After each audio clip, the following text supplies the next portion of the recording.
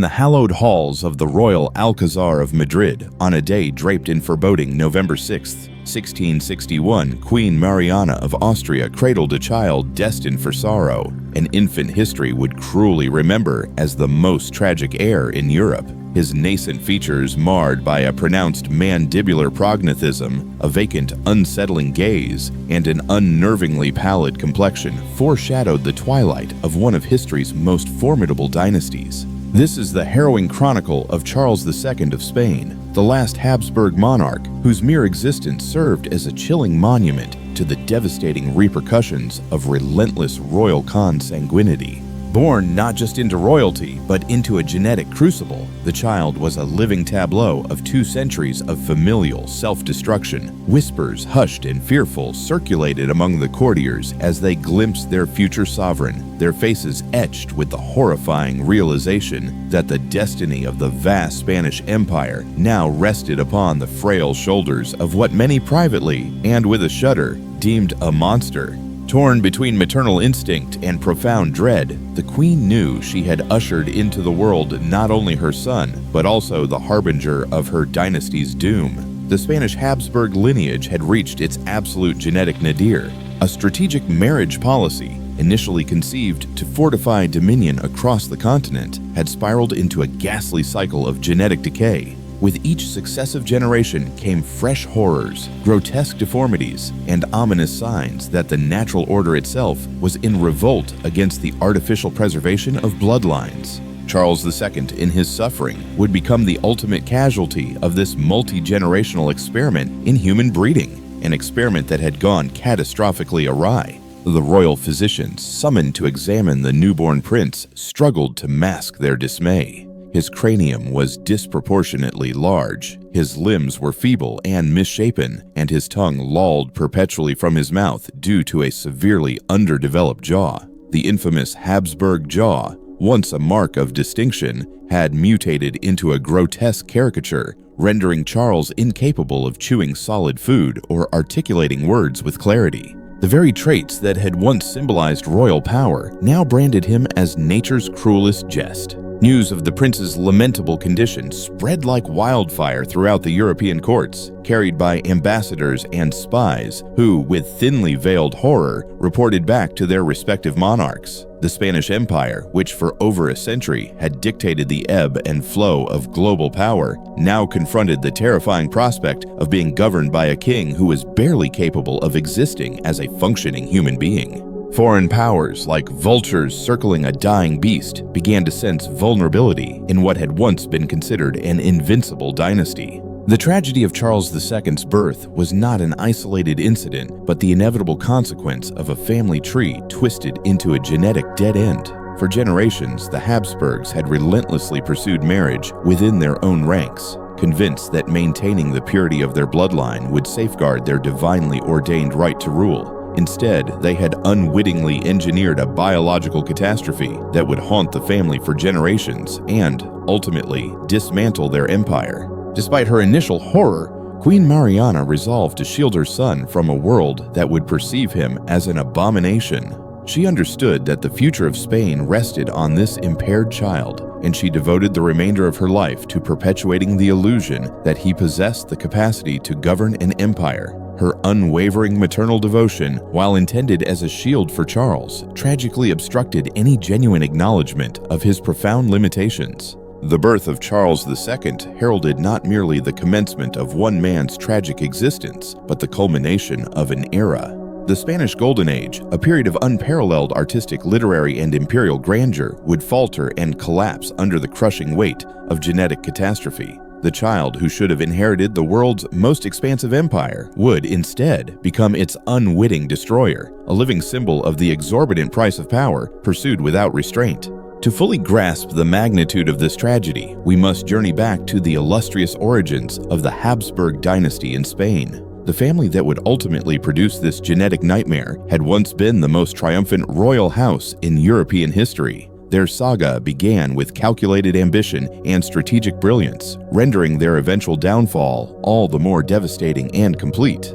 The Habsburg dynasty's ascent to power in Spain commenced in 1516 when Charles I later also crowned Holy Roman Emperor Charles V, inherited the Spanish throne through his maternal grandfather, Ferdinand of Aragon. This marked the genesis of what historians would subsequently designate the Spanish Golden Age, a period characterized by unparalleled expansion, prosperity, and cultural flourishing. The young emperor reigned over an empire of such vastness that, as the adage proclaimed, the sun never set upon its territories. Charles V embodied all the qualities conspicuously absent in his distant descendant: intelligence, physical prowess, and acute political acumen. Under his command, Spanish conquistadors carved out extensive empires in the Americas, ushering back to Europe unimaginable riches in the form of gold and silver. The Spanish court ascended to become the most influential in Europe, setting trends in fashion, art, and political strategy that other nations eagerly emulated.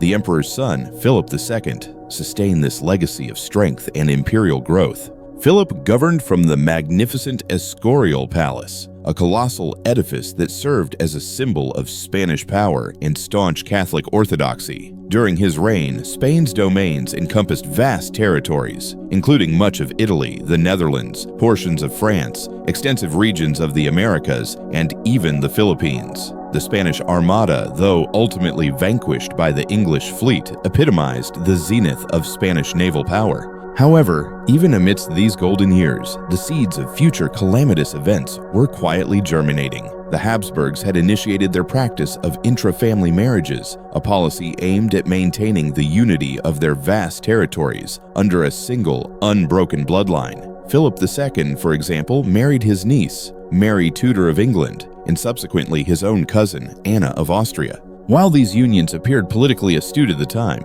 consolidating power and forestalling any potential fragmentation of the empire, they were, in reality, a dangerous gamble. The seemingly limitless flow of wealth from the Americas fostered an illusion of invincibility that masked the burgeoning genetic vulnerabilities within the Habsburg family structure. Spanish nobles indulged in unprecedented extravagance, constructing opulent palaces and patronizing renowned artists such as El Greco and Velázquez. The court blossomed into a vibrant center of artistic achievement, rivaling the artistic fervor of Renaissance Italy. However, lurking beneath this veneer of cultural brilliance lay a genetic time bomb, ticking relentlessly towards inevitable disaster. Philip II's son, Philip III, began to exhibit the initial, albeit subtle, indicators of Habsburg genetic deterioration. Although not as severely affected as subsequent generations would be, he displayed a growing inclination towards mental instability and physical frailty. His reign marked the beginning of Spain's gradual decline, a decline that few recognized at the time, as the empire remained sufficiently vast and affluent to conceal its burgeoning internal problems.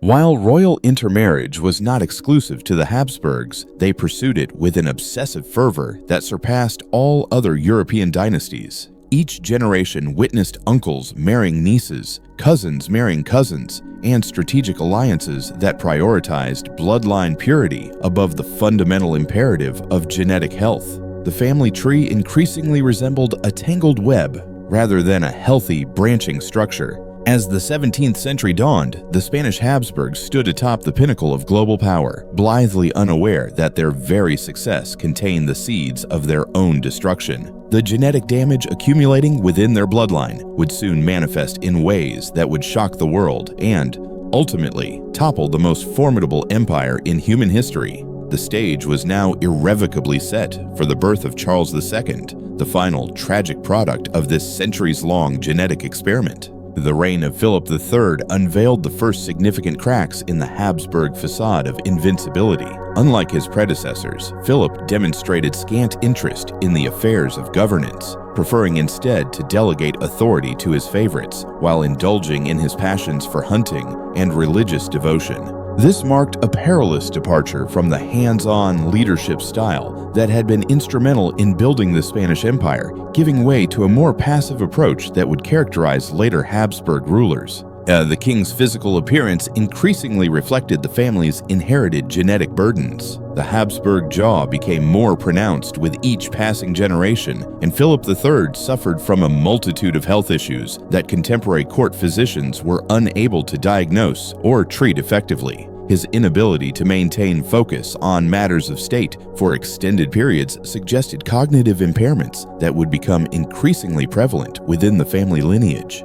During Philip III's reign, Spain experienced its initial significant military and economic setbacks. The protracted Dutch revolt continued to drain Spanish resources, while the 30 Years' War further stretched the empire's financial and military capabilities. The seemingly inexhaustible flow of gold and silver from the Americas had triggered inflation throughout Europe, rendering Spain overly reliant on resources over which it ultimately had limited control. The king's marriage to Margaret of Austria, his own cousin, produced several offspring, but a significant number perished in infancy or childhood, establishing a pattern that would become increasingly common as genetic damage accumulated. Those who survived often exhibited physical or mental impairments that court officials meticulously concealed from both foreign observers and the general public. Court life during Philip III's reign became increasingly ceremonial, detached from the pragmatic realities of governing a vast empire. The elaborate etiquette of the Spanish court, once a symbol of sophisticated power, gradually transformed into a mechanism for concealing the royal family's growing inadequacies.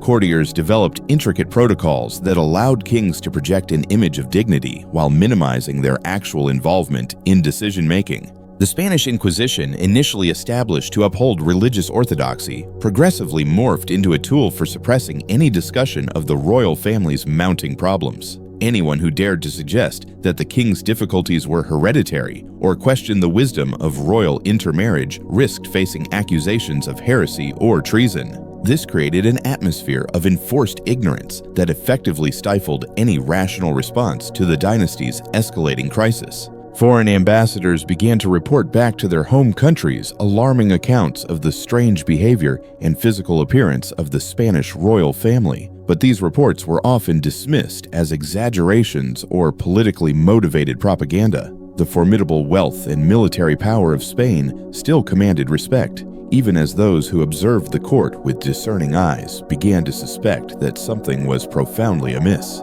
As Philip III's reign progressed, the pattern of decline that would culminate in the tragedy of Charles II became increasingly evident. Each royal birth was met with anxiety by courtiers who had learned to fear the genetic surprises that each new generation might bring. The dynasty that had once seemed divinely blessed was beginning to appear cursed by nature itself. The reign of Philip IV marked the point of no return in the Habsburg genetic catastrophe. Born in 1605, Philip exhibited more severe manifestations of the family's hereditary problems than any previous Spanish king. His celebrated portraits by Diego Velázquez skillfully concealed the full extent of his deformities, but contemporary court records and eyewitness accounts reveal a man grappling with significant physical and mental limitations. Philip IV's marriage to his niece Mariana of Austria represented the dynasty's most disastrous genetic decision. The couple were so closely related that their union amounted to biological suicide for their potential progeny.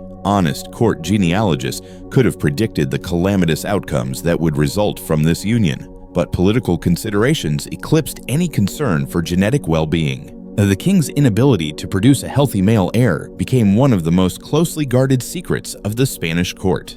Numerous pregnancies ended in miscarriage, stillbirth, or the deaths of infants who exhibited severe deformities. The few children who survived past infancy often displayed conspicuous signs of genetic damage that horrified even the most hardened courtiers who had become accustomed to Habsburg peculiarities. Philip IV's own health deteriorated rapidly as he aged, and his mental capacity became increasingly questionable. Foreign ambassadors reported that the king often appeared disoriented during meetings and seemed to struggle with comprehending complex political issues. His celebrated melancholy, immortalized in Velázquez's paintings, may have stemmed as much from genetic depression as from the burdens of rulership. During Philip IV's reign, the Spanish Empire commenced its irreversible decline. The loss of Portugal, military defeats across Europe, and deepening economic crises all reflected the stark reality that Spain was now governed by a man whose genetic inheritance rendered effective leadership impossible.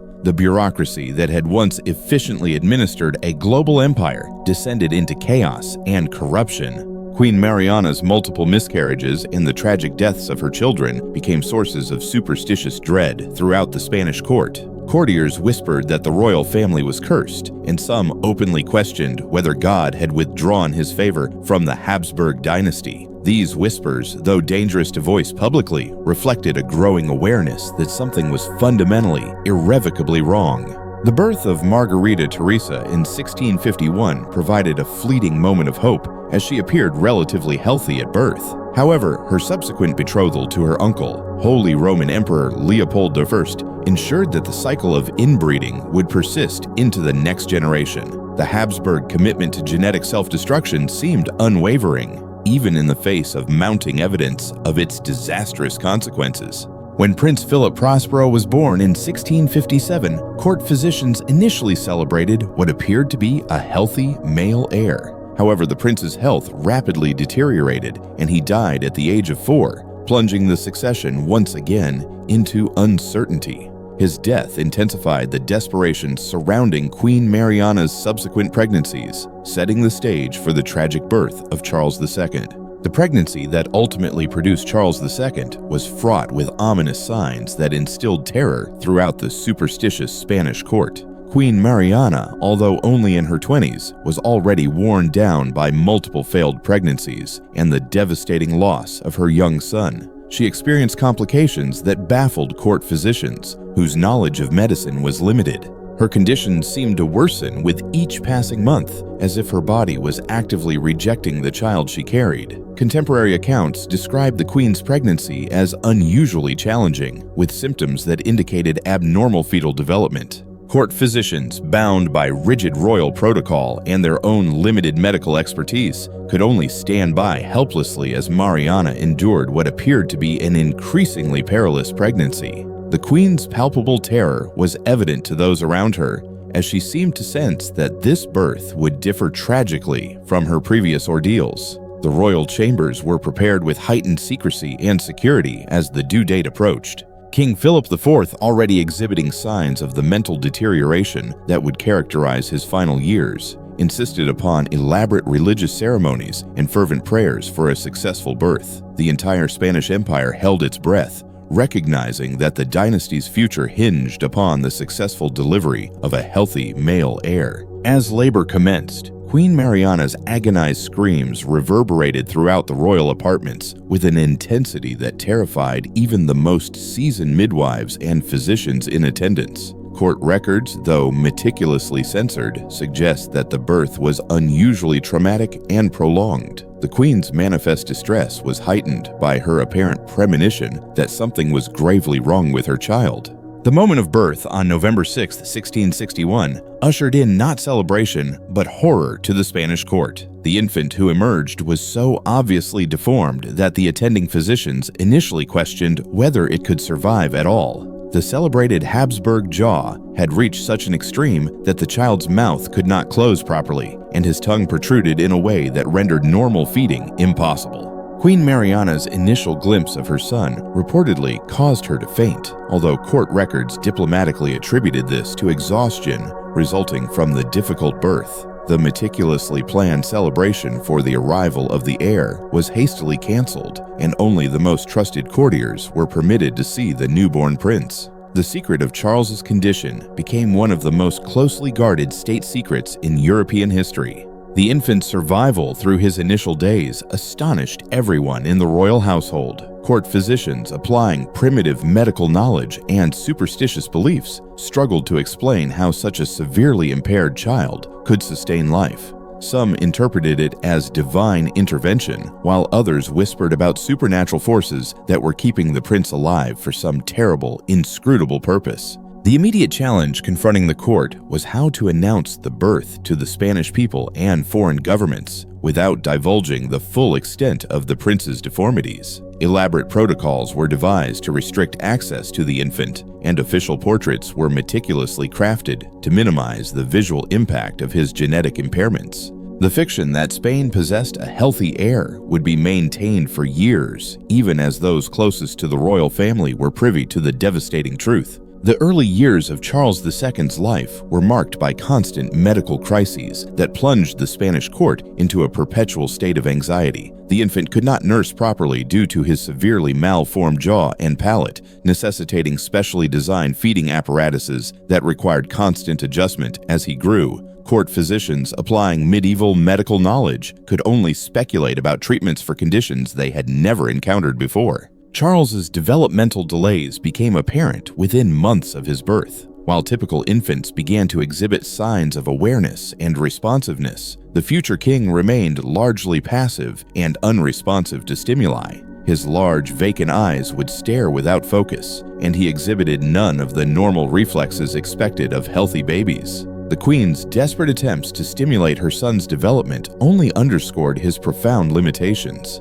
Walking proved to be another insurmountable challenge for the young prince. His weak, malformed limbs could not support his disproportionately large head, and he remained unable to stand unassisted well into childhood. When he finally did achieve a form of locomotion, it was an awkward, stumbling gait that required constant supervision to prevent falls and injuries. Speech development was perhaps the most heartbreaking aspect of Charles's early years. His grotesquely enlarged tongue and malformed jaw rendered normal speech impossible, and the sounds he produced were often unintelligible, even to those who devoted their lives to caring for him. Queen Mariana spent hours each day endeavoring to teach her son basic words, but progress was minimal and deeply disheartening. The psychological toll on Queen Mariana was devastating. She had entered motherhood with high hopes of producing the heir who would secure the Habsburg dynasty, only to find herself caring for a child whose condition precluded normal development. Her letters from this period, preserved in Spanish archives, reveal a woman grappling with profound grief and a deep sense of guilt over her son's condition. Court life adapted to accommodate Charles's limitations through an elaborate system of protocols designed to shield his condition from outside scrutiny. Special tutors were engaged to work with the prince, although their efforts met with limited success. The formal education typically expected of a future king had to be abandoned in favor of focusing on basic survival skills and rudimentary communication. King Philip IV's reaction to his son's condition reflected the complex interplay of denial and despair that defined the court's response to Charles's birth. The aging king continued to publicly insist that his heir was developing normally, while privately seeking increasingly desperate medical and spiritual interventions. Court physicians were under immense pressure to discover treatments for conditions that were, in essence, untreatable. The secrecy surrounding Charles's condition bred an atmosphere of fear and suspicion throughout the Spanish court. Servants and courtiers who had direct contact with the prince were sworn to secrecy under the threat of death, while elaborate ruses were concocted to sustain the illusion of his normal development for foreign ambassadors and visiting dignitaries. As Charles II approached what should have been the age of formal education, the full extent of the challenge confronting the Spanish monarchy became undeniable. The heir to the world's greatest empire was intellectually and physically incapable of acquiring even the most rudimentary skills required for survival, let alone the complex art of statecraft. The dynasty that had once governed half the world was now embodied by a child who could barely function as a human being. The death of Philip IV in 1665 thrust the 4-year-old Charles II onto the throne of Spain, triggering a constitutional crisis that exposed the full magnitude of the Habsburg genetic catastrophe. The regency established under Queen Mariana's authority faced the impossible task of governing a global empire while concealing the fact that their king was incapable of performing even the most basic royal functions. Contemporary accounts of Charles's coronation depict a deeply disturbing scene, meticulously choreographed to conceal the young king's condition. The crown had to be specially modified to accommodate his abnormally large head, and he required constant physical support throughout the ceremony. His inability to recite the required oaths meant that others had to speak on his behalf, raising constitutional questions about the legitimacy of his reign.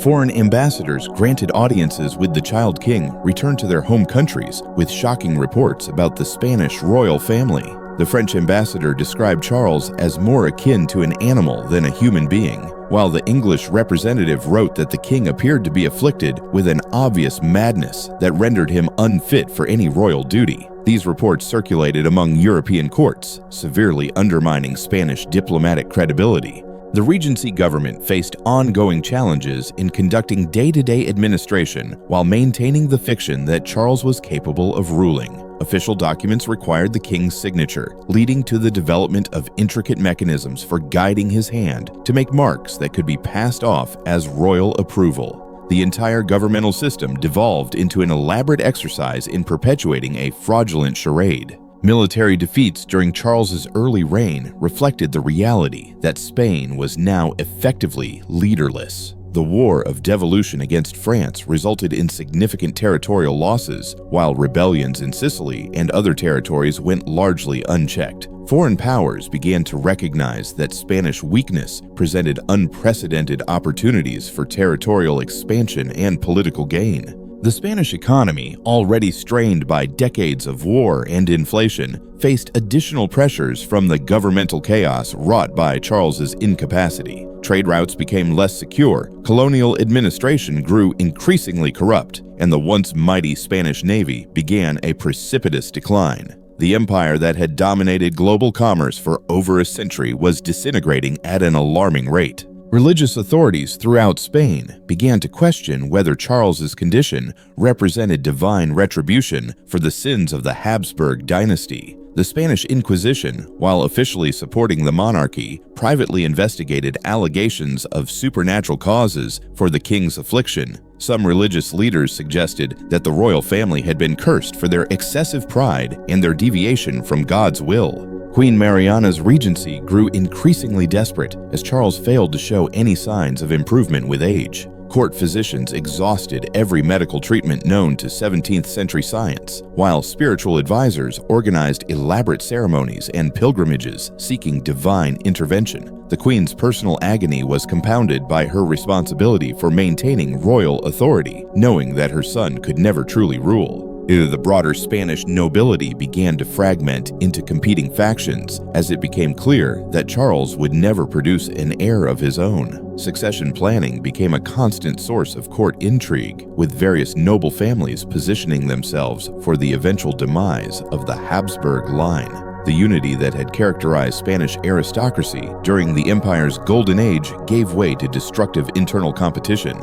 As Charles II aged, his condition became increasingly difficult to conceal from the Spanish people themselves. Rumors about the king's divine affliction spread throughout the empire, fostering social unrest and challenging the legitimacy of royal authority. The mystique of divine kingship, which had underpinned Habsburg rule for generations, began to crumble under the weight of manifest royal inadequacy. The teenage years of Charles II brought new horrors as his genetic conditions worsened with physical maturity. What court physicians had initially hoped might be childhood developmental delays proved to be permanent and progressive deterioration. His already severe physical deformities became more pronounced, while his mental capacity exhibited no signs of improvement. Despite years of intensive educational efforts, Charles's eating difficulties, which had plagued him since infancy, became life-threatening as he grew larger. His malformed jaw and enlarged tongue rendered chewing impossible, forcing him to subsist on liquid diets that provided insufficient nutrition. Court physicians could only watch helplessly as the King of Spain slowly starved, despite having access to the finest foods in Europe. The king's attempts at communication remained largely unsuccessful throughout his adolescence. While he could emit sounds that those familiar with him could occasionally interpret, he never developed anything resembling normal speech. Royal proclamations and official communications had to be entirely fabricated by his regents, raising legal questions about the validity of his reign that Spanish jurists assiduously avoided addressing. Sexual maturity brought the court face to face with the most pressing dynastic question: whether Charles would ever be capable of producing an heir. Court physicians' examinations revealed severe anatomical problems that rendered reproduction highly improbable, but this information was treated as the most sensitive state secret. The future of the Spanish Empire depended on sustaining hope for a miraculous royal pregnancy. Charles's first marriage, arranged to Marie Louise of Orleans in 1679, represented a desperate attempt to perpetuate the Habsburg line. The French princess, described by contemporaries as beautiful and vivacious, arrived at the Spanish court ill-prepared for the reality of her husband's condition. Her shock and revulsion were carefully concealed by court protocol, but her private letters reveal her horror at the situation. The wedding ceremony itself became an exercise in elaborate deception, with Charles requiring constant assistance to fulfill even the most basic ritual requirements. Court officials had to guide his movements throughout the service, while his inability to articulate the marriage vows clearly called into question the validity of the union. The celebration that followed was distinguished by the conspicuous absence of the royal couple, who were hastily whisked away from public view. Marie-Louise's attempts to establish a normal marital relationship with Charles proved impossible due to his severe physical and mental limitations. Contemporary accounts suggest that consummation of the marriage was probably impossible, although court physicians continued to insist publicly that the royal couple was actively endeavoring to produce an heir. The Queen's mounting desperation and depression became evident to all who observed her.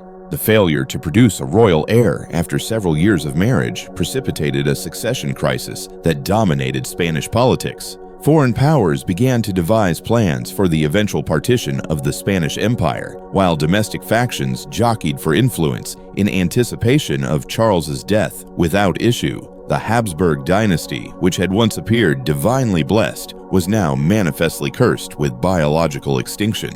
Marie-Louise's mysterious death in 1689 was accompanied by whispers of poisoning, although modern historians generally attribute it to natural causes, exacerbated by the stress of her impossible marriage. Her death extinguished any remaining hope that Charles might produce a direct heir, compelling the Spanish court to confront the reality that the Habsburg line would end with him. The search for a second wife for Charles II represented the final, desperate effort to perpetuate the Habsburg dynasty. The selection of Mariana of Neuburg, daughter of the Elector Palatine, reflected political considerations rather than any realistic expectation of successful reproduction. Contemporary observers noted that the bride appeared resigned to a marriage that everyone understood would be largely ceremonial. Charles's second marriage in 1690 adhered to the same pattern of elaborate public ceremony masking private dysfunction. By this time, the king's condition had deteriorated further, and he required even more assistance to participate in the wedding ritual.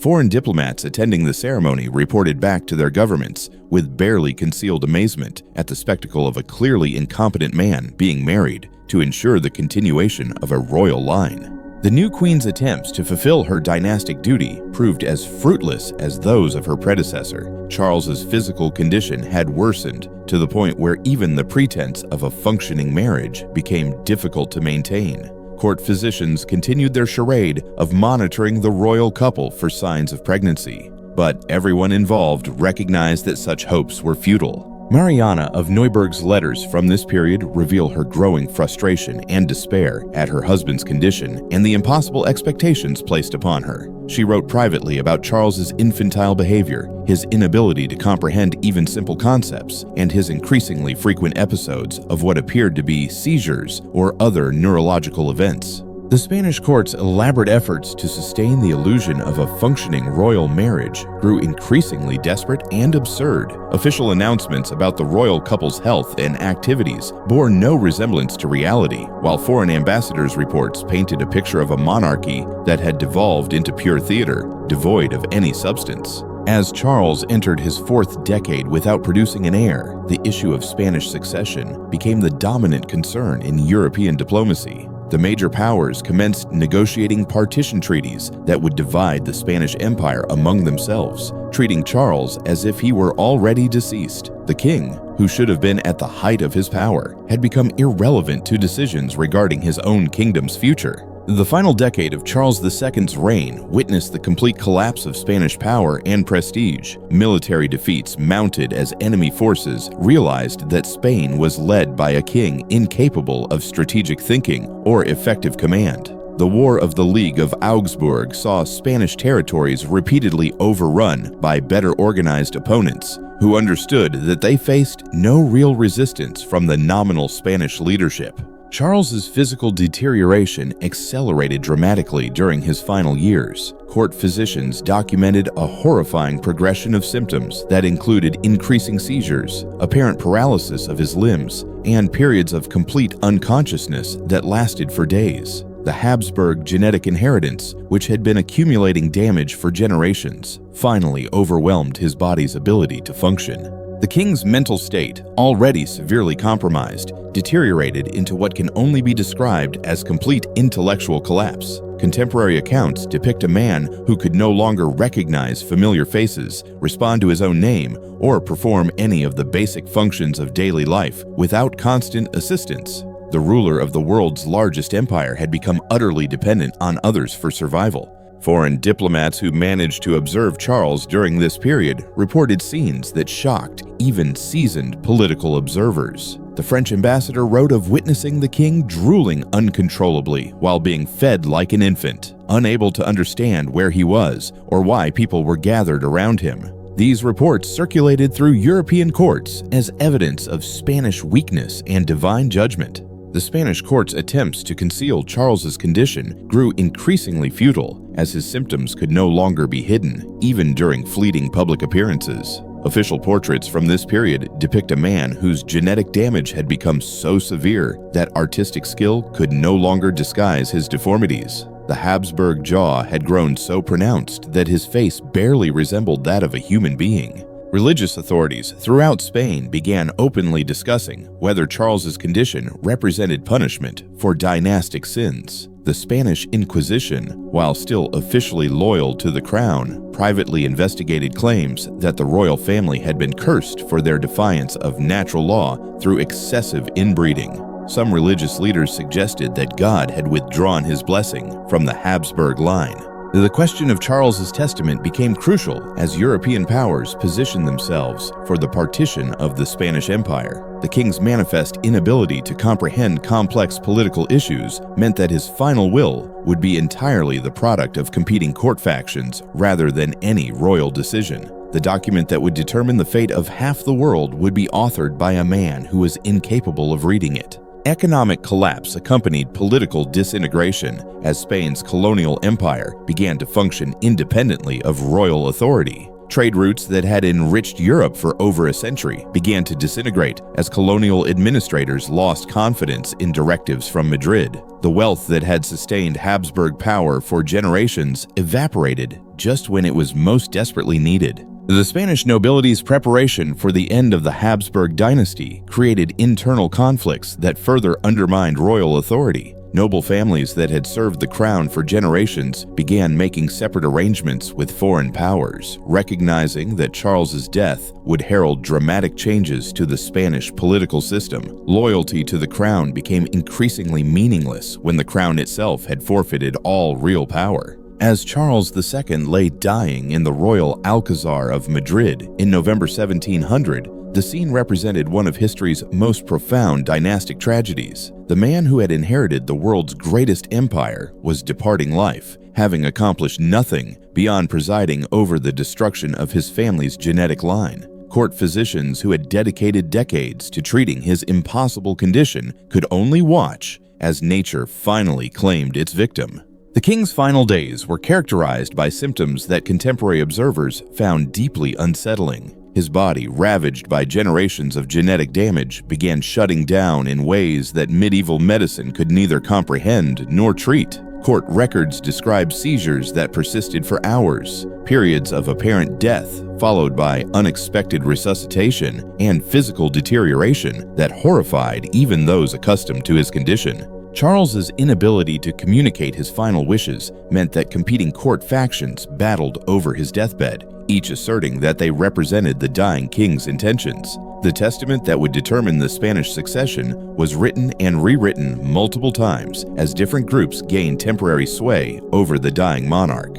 European powers waited anxiously for news of his death and the revelation of his final will. The elaborate religious ceremonies surrounding Charles's death reflected both genuine spiritual concern and calculated political theater. Spanish clergy performed elaborate last rites for a king who seemed incapable of grasping their significance, while court officials ensured that the correct protocols were observed to maintain the legitimacy of whatever succession arrangements emerged from his testament.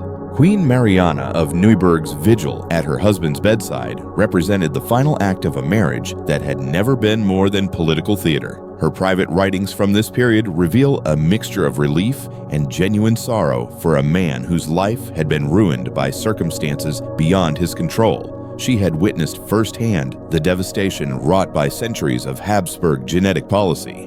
Foreign ambassadors who gained access to the royal deathbed reported scenes that stunned European courts. The dying king of Spain, they wrote, appeared more akin to a corpse that had been artificially animated than a living human being. His breathing was labored and irregular, his eyes had lost all focus, and his celebrated Habsburg jaw had become so distorted that his face was scarcely recognizable as human.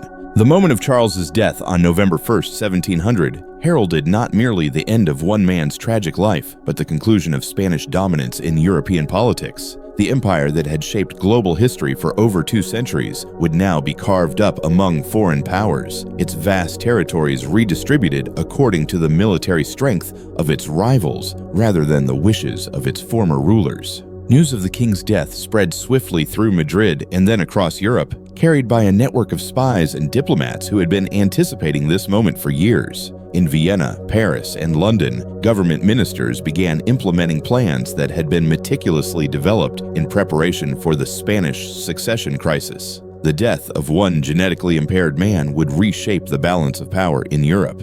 The final irony of Charles II's death was that his testament, which designated Philip of Anjou as his successor, ensured that the Spanish throne would pass to the French Bourbon dynasty, the very family that the Spanish Habsburgs had battled for generations. The genetic catastrophe that extinguished the Habsburg line also delivered Spain's empire to their traditional adversaries, completing the circle of dynastic destruction. The aftermath of Charles II's death revealed the full extent of the damage inflicted by 2 centuries of Habsburg inbreeding. Spain, once the dominant global power, plummeted almost overnight to the status of a secondary player in European politics. The empire's vast American territories gradually gained independence, while European possessions were traded among the great powers like mere commodities. The War of the Spanish Succession, which followed Charles's death, engulfed Europe for over a decade as major powers battled to determine who would inherit the vast Spanish Empire. The conflict that ensued from his death exacted a human and economic toll far exceeding anything Charles himself could have conceived, transforming his genetic tragedy into a catalyst for some of the bloodiest warfare in European history.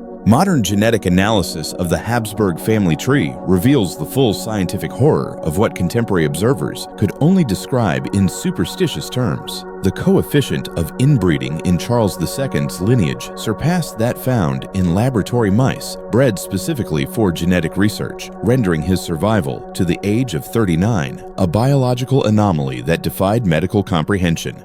The Spanish territories that had once constituted the world's largest empire were ultimately partitioned among the great powers of Europe, with France gaining effective control over Spain itself, while Austria received portions of Italy and the Low Countries. The British Empire expanded into former Spanish territories, while Portuguese and Dutch colonial empires filled the gaps left by Spanish retreat. The cultural and artistic treasures amassed during the Spanish Golden Age were dispersed across Europe as the empire disintegrated. Paintings by Velázquez and El Greco, literary works by Cervantes and Lope de Vega, and architectural marvels such as the Escorial became somber monuments to a civilization that had succumbed to genetic catastrophe rather than military defeat. The Spanish Inquisition, which had once enforced religious orthodoxy across half the world, quietly dismantled many of its operations as the political power that sustained it evaporated. The institution that had burned heretics and suppressed dissent for centuries found itself powerless to prevent the dynastic collapse it had failed to recognize or address. The tragedy of Charles II's life extended beyond his personal suffering to encompass the millions of people whose lives were disrupted by the collapse of Spanish power. Colonial populations in the Americas faced decades of warfare and political instability, while European communities that had depended on Spanish trade and protection found themselves abandoned to more aggressive neighbors. The scientific lessons of the Habsburg genetic catastrophe would remain obscured for centuries, as the mechanisms of heredity remained enigmatic until the advent of modern genetics. The family that had inadvertently conducted one of history's most extensive experiments in human inbreeding left behind a legacy that would inform genetic research for generations to come. The final assessment of Charles II's reign must acknowledge both the personal tragedy of his impossible life and the wider historical consequences of his genetic inheritance. A man who should have been one of history's most powerful monarchs instead became a cautionary tale about the perils of prioritizing political expediency over biological reality. The Spanish Empire's golden age, which had endured for over 2 centuries and reshaped global history, drew to a close not through military defeat or economic ruin, but through the slow-motion genetic self-destruction of its ruling dynasty. The Habsburgs had conquered continents and amassed immense wealth, only to destroy themselves through their obsessive pursuit of bloodline purity. The vacant throne rooms and deserted palaces of the Spanish court became haunting monuments to dynastic hubris and the terrible cost of ignoring natural law. The royal Alcazar, where Charles II had lived and died, stood as a stark testament to the truth that even the most magnificent human achievements cannot overcome the fundamental biological requirements for genetic diversity and health. The saga of Charles II serves as a permanent reminder that political power, however vast or seemingly immutable, cannot safeguard those who transgress the foundational principles of genetic well-being. The dynasty that had governed half the world learned too late that some forms of wealth and power exact prices that even emperors cannot afford to pay. Ultimately, the queen who bore a monster had, in reality, delivered the inevitable culmination of generations of genetic catastrophe. Charles II was not an aberration, but the logical conclusion of a family tree that had become a biological cul-de-sac. His tragic life stands as one of history's most potent illustrations of how human ambition and political calculation can lead to outcomes that annihilate the very thing they sought to preserve. So, as we've seen, the story of Charles II is a truly poignant one. It's a story about the tragic intersection of power, genetics, and ultimately, the fragility of even the most formidable dynasties. It reminds us that even empires built on immense wealth and strategic brilliance can crumble when fundamental biological realities are ignored. It's a sobering lesson about the importance of looking beyond short-term political gains and considering the long-term consequences of our choices, especially when those choices impact the very foundation of our well-being. What are your thoughts on Charles II and the downfall of the Spanish Habsburgs? I'd love to hear your perspectives in the comments below. Did anything in particular stand out to you? Do you have any questions or insights you'd like to share? Let's start a conversation. And if you found this exploration of history fascinating, don't forget to subscribe to the channel. That way you won't miss out on any future dives into the lives of historical figures and the captivating stories that shape our world. Thanks for watching.